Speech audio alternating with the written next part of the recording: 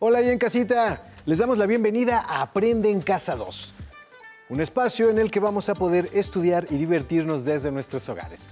Hoy nos acompaña la maestra Cecilia Vargas. Maestra, ¿cómo está? Hola, muy bien, Juan Carlos, ¿y tú? Muy bien, muchas gracias. ¿Ton? ¿Listo? Hola, Hola, ya Ton. estoy listo. Muy bien. Vamos a tener el gusto de estar con ustedes en esta clase de historia de quinto grado. ¿Listos? ¿Listos por acá? ¿En casita? Listos. Bueno, vamos antes con Ajo listo para que nos dé un consejo. Vamos. Hola, ¿cómo están? Espero que muy bien. Qué bueno que salgo en la tele. Así los puedo ver todos los días. Recuerden que es importante seguir cuidándonos, lavándonos las manos por lo menos durante 20 segundos, usando mucha agua y jabón. Vamos a ver cómo hay que lavarnos las manos. Me las lavo con agüita y con jabón.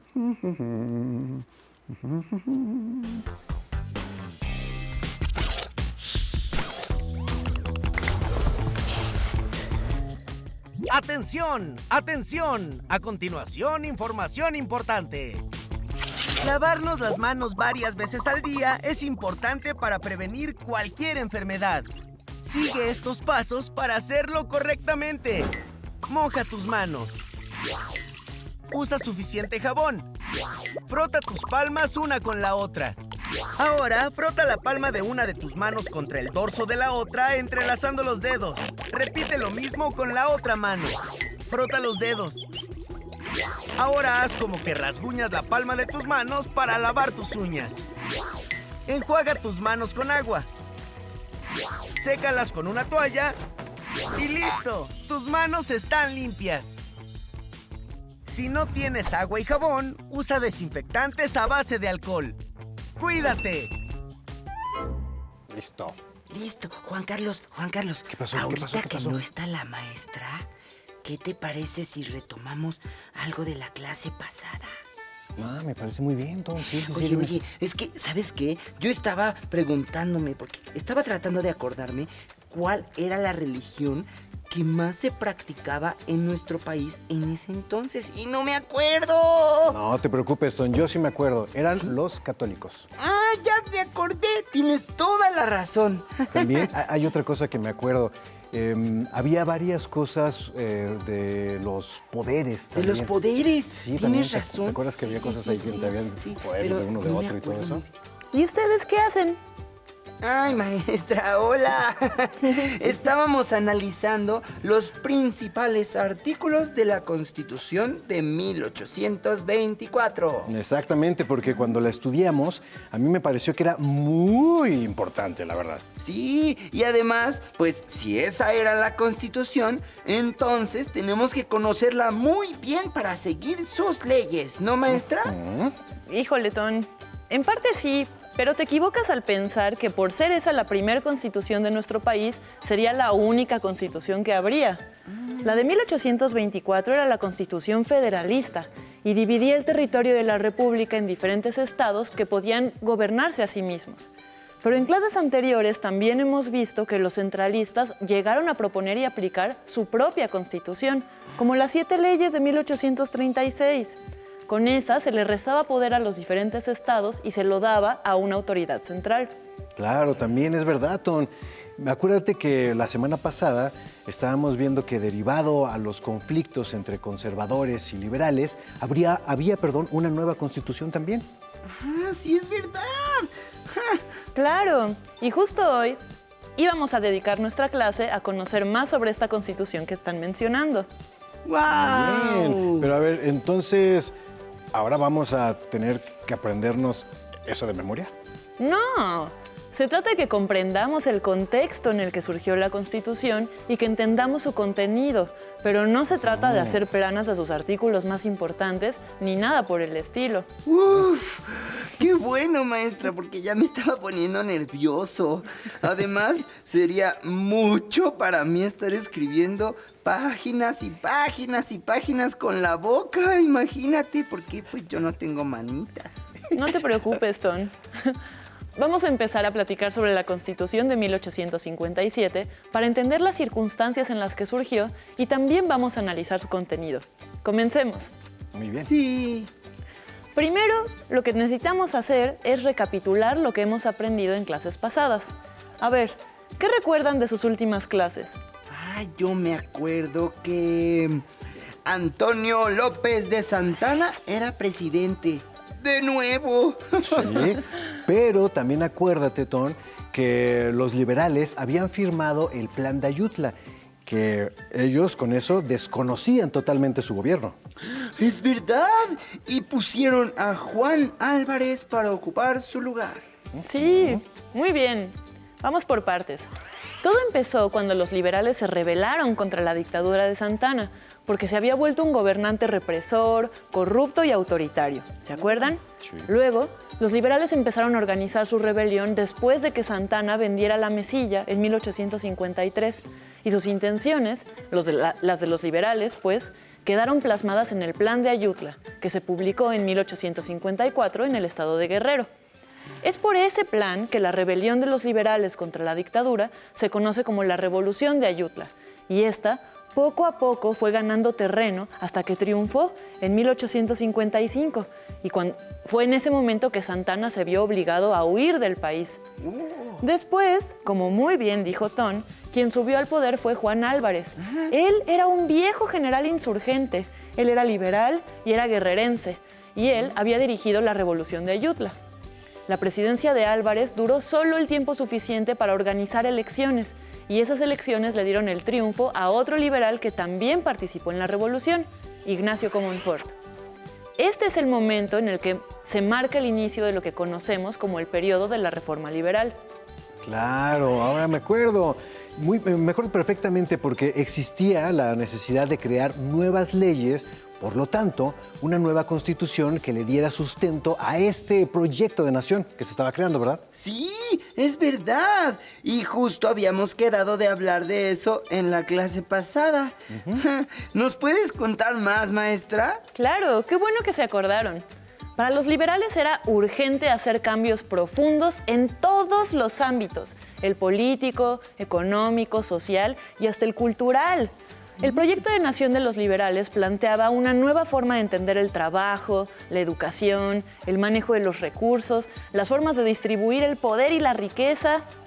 En fin, era una forma completamente nueva de entender la relación entre gobernantes y gobernados. Lo que querían los liberales era que los mexicanos pasaran de ser un pueblo a ser ciudadanos, individuos libres e iguales ante la ley. ¡Claro! Porque si sus ideales eran muy distintos a los de los conservadores, pues era importante que su gobierno lo demostrara a través de las leyes. Eso. Y no solo era una cuestión de ideales, Ton. Reformar las leyes era necesario para cambiar la realidad por completo. Aunque para esa época ya habían pasado 30 años desde que México se independizó de España, muchísimas costumbres de la época colonial seguían tan vivas como antes. Eso no lo entiendo, maestra. O sea, ¿no se supone que ya habíamos dejado atrás la monarquía para convertirnos en una república? Sí, y efectivamente México ya se había convertido en una república. Pero aún así había muchas situaciones de injusticia que habían cambiado muy poquito o nada. Por ejemplo, desde la época colonial y hasta los tiempos de la Reforma, la Iglesia Católica había conservado todos sus privilegios.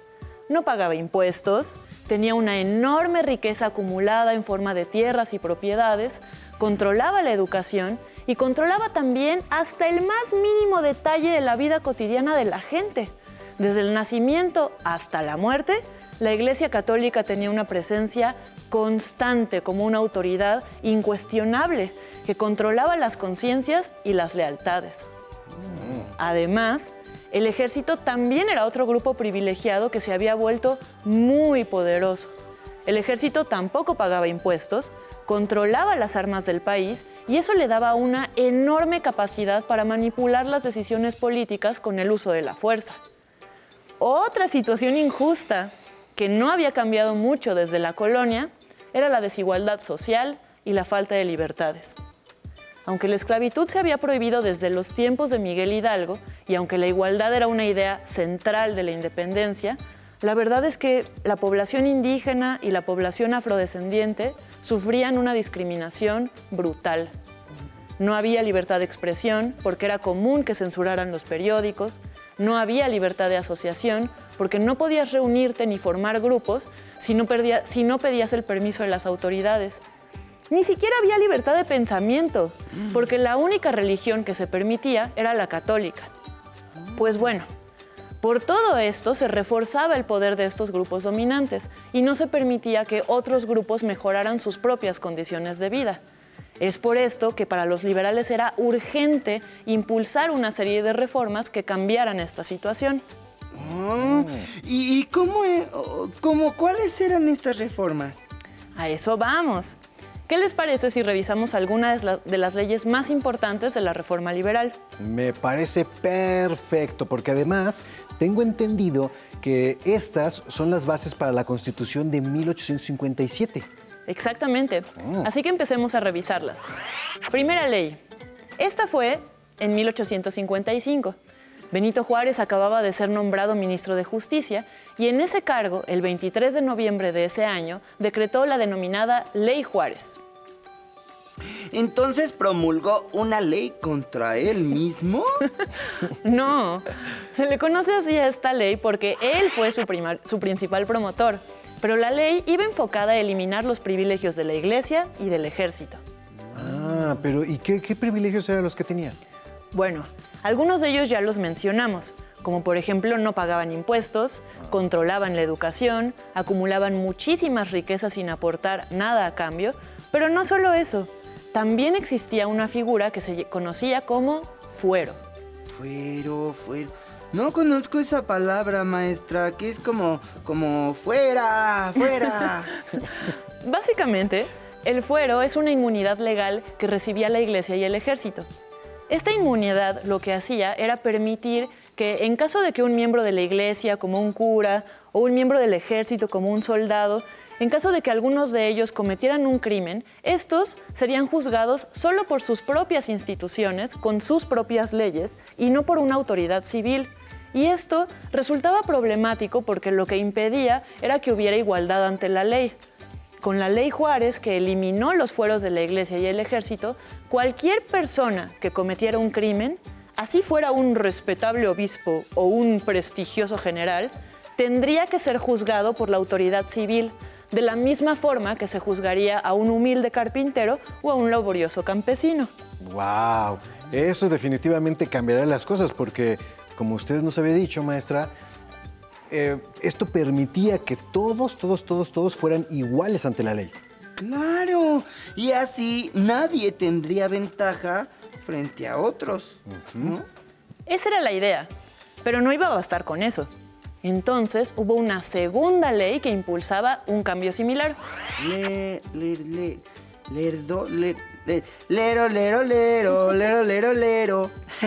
Seguro era una burla. Lero. Ya no tienen privilegios. No, Ton. Es lerdo, no lero.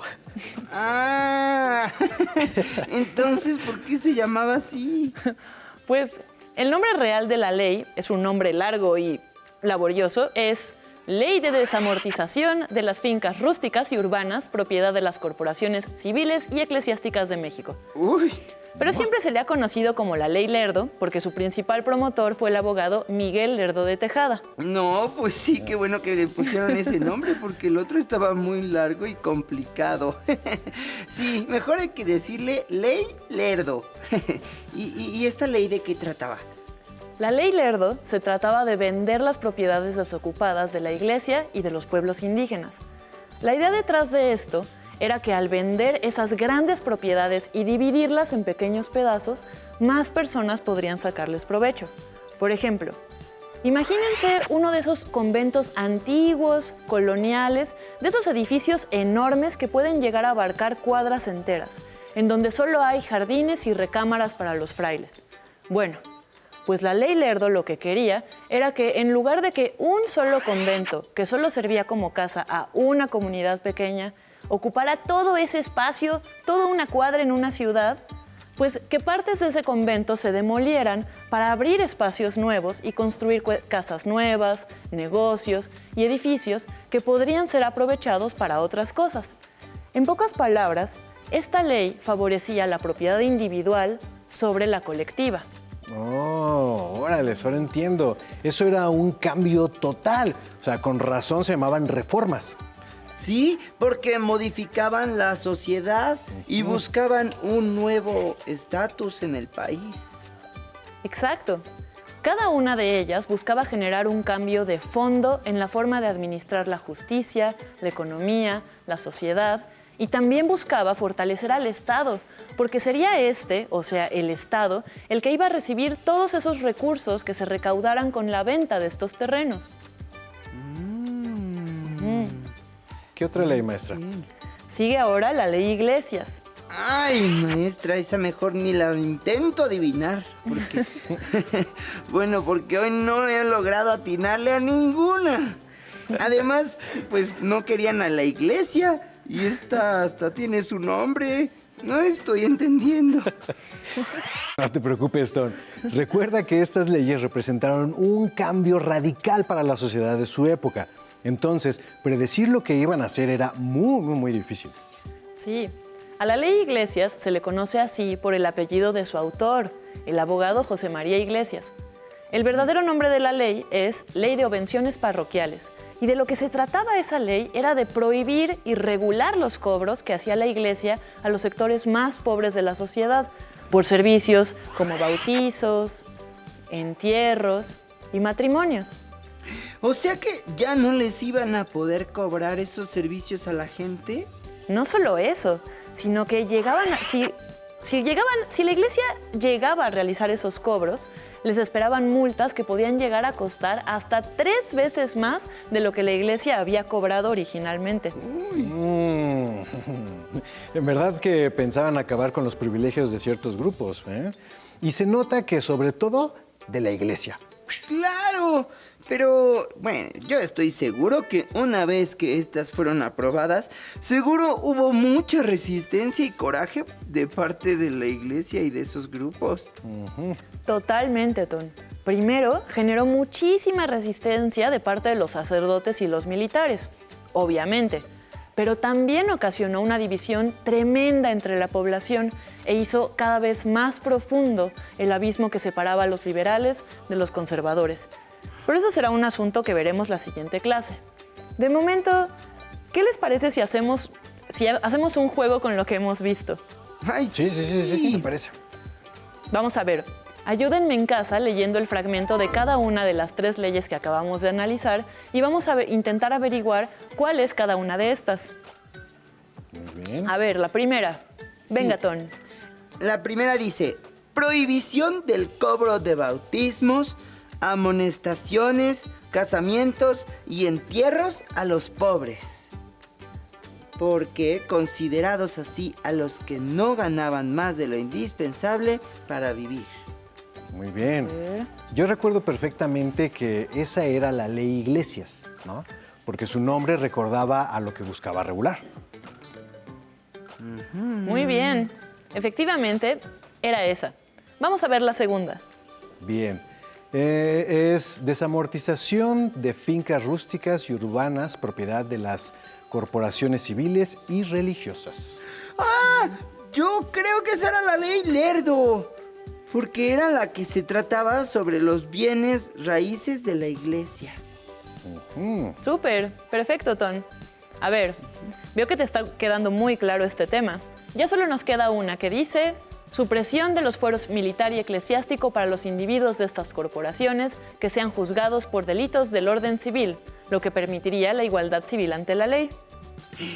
Pues claro que esa sería la ley Juárez. Sí, pero también porque era la que se centraba en la eliminación del fuero para tener igualdad ante la ley, pues. Muy bien. Ahora que hemos terminado de revisar estas 3 leyes tan importantes, es hora de que pasemos al tema principal de la clase. Maestra, ok. Ya sé que esta constitución es muy importante, pero ¿a poco es más importante que la de 1824? O sea, según yo, esa fue la primera, ¿no? Pues sí, precisamente para eso la vamos a revisar. ya que las cosas que vino a cambiar son muchas y se puede decir que marcó un parteaguas para la sociedad mexicana y en general para el desarrollo histórico del país. Sí, por favor, ya quiero conocer todas las maravillas que incluye esta Constitución. Veamos. El primero de los puntos medulares de esta nueva Constitución fue que estableció la igualdad ante la ley de todos los ciudadanos, prohibiendo además la esclavitud. Además, la educación en México se declara libre por primera vez. ¿Libre? ¿Y a qué se refiere con libre?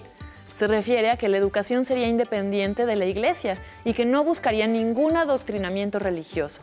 O sea, que se establecía el derecho a una educación laica. Ah, ya. O sea, eso cambió, pues eso fue un cambio enorme y sumó muchísima importancia, ¿verdad? Sí, no solo el cambio fue importante en sí mismo, también lo es el simple hecho de que es la primera vez en esta Constitución que se hablaba sobre la educación. Otra reforma importante, otro cambio importantísimo de esta Constitución es que prohibió los castigos corporales y con esto también quedó prohibida para siempre la pena de muerte. ¡Ay, qué bueno! Eso fue un gran avance en derechos humanos. Sí, y a pesar de que estos no nacerían de manera oficial sino hasta casi un siglo después, la verdad es que la Constitución liberal era vanguardista y los tomó como la base de su propuesta. Además, una cosa importantísima de esta Constitución es que agregó de manera expresa, explícita, la libertad de expresión. Ok. Con esto se permitía que no solo los medios oficiales pudieran opinar, ¿verdad? Exactamente. Se abría la puerta a que más personas pudieran expresar diversos puntos de vista, incluso aunque fueran contrarios a las ideas del gobierno en turno. Finalmente, pocos años después de que se publicara esta Constitución, se sumarían de manera directa las leyes que mencionamos antes, la Ley Juárez, la Ley Lerdo y la Ley Iglesias, y se les dio un valor constitucional. Muy bien. No nos mentías, maestra. Todo lo que viene en esta Constitución es un gran cambio en comparación a lo que era el país en esas primeras décadas del México independiente. Sí, aunque la verdad es que no todas las medidas se aplicaron por completo. En cuanto se aprobó la Constitución, fue poco a poco. Pero lo cierto es que esta Constitución sí fue un parteaguas que marcó el inicio de la reforma. Y más adelante llegarían muchos cambios más, como los que propuso Ignacio Ramírez, el nigromante. Él abogó fuertemente en favor de la educación para las mujeres y las personas indígenas, que eran dos sectores que hasta ese entonces habían sido completamente excluidos de las decisiones importantes del país. Pues bien, durante esta clase hemos aprendido sobre las leyes de reforma y la Constitución de 1857. También aprendimos sobre su importancia en el desarrollo de nuestra sociedad por los cambios que impulsan estas constituciones. Yo también quiero decir algo. También entendimos la importancia de que estas leyes pudieran ser aprobadas para que el país rompiera con las estructuras de la época colonial que todavía estaban muy arraigadas. Exactamente, Ton. Les invitamos a quienes nos siguen en casa a que platiquen con sus compañeros y sus profesores sobre estos cambios y que reflexionen sobre su importancia.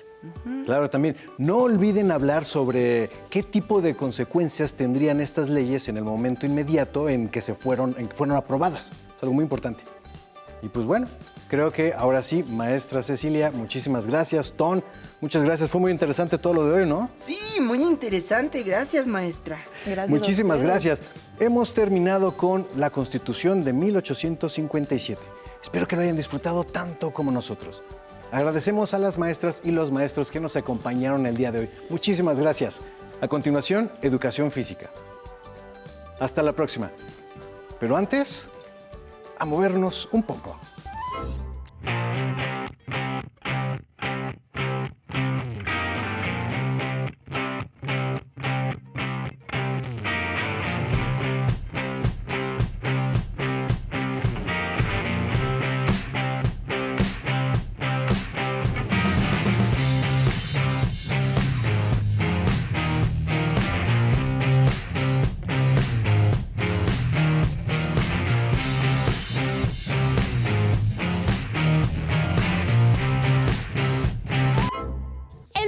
la Revolución Mexicana es el 20 de noviembre. Este año se festejará el 16 de noviembre y no habrá clases, sino una programación de entretenimiento. ¡No te la pierdas! Atención, atención. Información importante. Hoy, después de tu clase de educación física, aprenderemos a trabajar por proyectos. Te divertirás y pondrás en acción tu creatividad.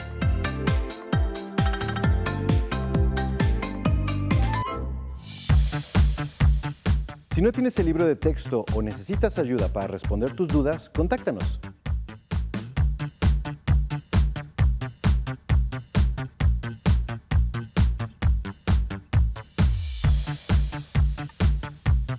También puedes encontrar los libros de texto en la página conalitech.cep.gov.mx.